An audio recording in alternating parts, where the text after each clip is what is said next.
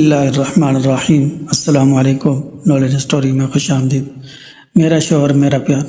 میرا نام شہزادی ہے۔ میں پڑھی لکھی لڑکی ہوں اور میرا خواب تھا کہ ایک پڑھا لکھا اچھا کمانے والا لڑکا میرا شوہر ہو، لیکن کچھ مجبوریوں میں ایک ان پڑھ بلال نامی لڑکے سے میری شادی کر دی گئی۔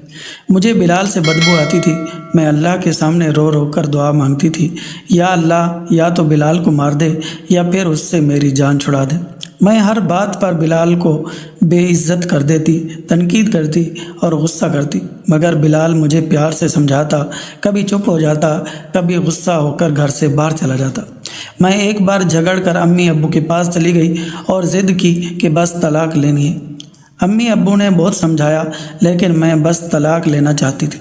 میں نے جھوٹ بولا، مجھے خرچہ نہیں دیتا۔ ابو نے بلال کو بلوایا، وہ میرے سامنے بیٹھا تھا۔ ابو نے کہا، بلال، تم شہزادی کو خرچہ کیوں نہیں دیتے؟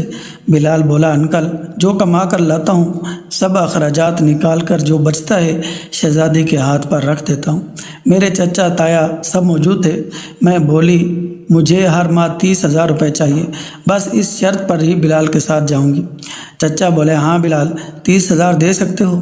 بلال کچھ لمحے خاموش رہا، پھر میری طرف دیکھتے ہوئے لمبی سانس لی اور بولا، ٹھیک ہے، میں شہزادی کو ہر ماہ الگ سے 30,000 روپے دوں گا۔ میں یہ سوچ کر بلال کے ساتھ چلی آئی کہ اس کمینے کا جینا حرام کر دوں گی۔ بلال سے جب بھی پوچھا کیا کام کرتے ہو تو کہتا، گورنمنٹ آفس میں کام کرتا ہوں۔ خیر، بلال مجھے ہر مہینے 30,000 روپے دیتا۔ ایک دن میں نے کہا، مجھے آئی فون لے کر دو، میں بس تنگ کرنا چاہتی تھی کہ بلال مجھے طلاق دے دے۔ بلال مسکرانے لگا اور بولا، پریشان نہ ہو، جلد لے دوں گا، تم بس مجھے چھوڑ کر جانے کی بات نہ کیا کرو۔ میں کھانے میں کبھی مرچ زیادہ تو کبھی نمک زیادہ ڈال دیتی۔ وہ تھکا ہارا کام سے آتا، چپ چاپ کھانا کھا کر سو جاتا۔ نہ جانے کون سا کام کرتا تھا کہ اتنا تھک جاتا تھا۔ میں اس جاہل سے جتنی نفرت کرتی تھی وہ اتنی ہی محبت کرتا تھا۔ میں ایک دن اپنی سہیلی کے ساتھ شاپنگ کے لیے جا رہی تھی تو بس اڈے کے پاس سے گزرتے ہوئے میں نے جو دیکھا، میں بے جان ہو گئی۔ بلال، جس سے میں بہت نفرت کرتی تھی، جس کو میں جاہل ان پڑھ کہتی تھی، جس کو کبھی میں نے پیار سے کھانا تک نہ دیا تھا، جس کا کبھی حال تک نہ پوچھا تھا، جسے میں انسان ہی نہ سمجھتی تھی، جسے میں قبول ہی نہیں کرنا چاہتی تھی، وہ بلال سر پر کسی کا سامان اٹھائے بس پر چڑھ رہا تھا۔ ٹانگیں کانپ رہی تھی، پرانے سے کپڑے پہنے، پسینے سے شرابور، پاؤں میں ٹوٹی ہوئی جوتی پہنی تھی۔ میں مر کیوں نہ گئی، وہ میرے لیے کیا کچھ کر رہا تھا۔ اتنے میں ایک شخص بولا، اوے چل، یہ سامان اٹھا اور دوسری بس کی چھت پر لوڈ کر۔